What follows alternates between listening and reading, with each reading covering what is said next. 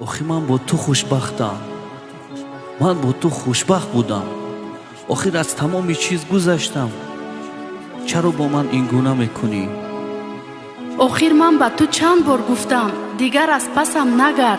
من دیگر کس را دوست می‌دارم. تو چرا نمیفهمی؟ 100 بار گفتم از پسم دیگر نگرد. چشمات بستی رو دیلم، رفتی تنها گذاشتی. ایرا باید میفهمیدم، رفتی دوستم نداشتی.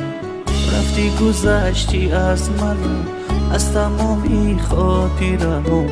تو کی به من گفتی عزیزم همیشه میمونم برات، همیشه میمونم برات. چرا رفتی نماندی، دلی مرا شکستی، همه خاطره های مرا سوزاندی.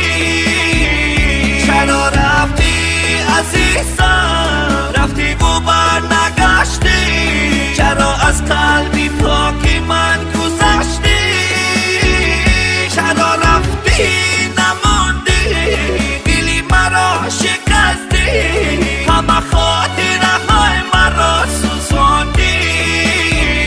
چرا رفتی عزیزم، رفتی و برنگشتی، چرا از قلبی پاکی من گذشتی.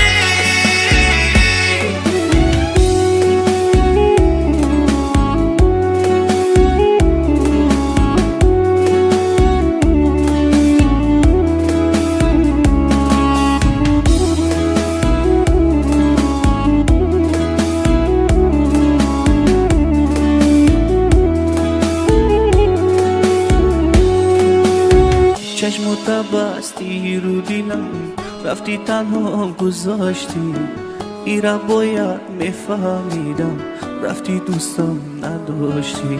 رفتی گذشتی از من، از تمامی خاطرهام.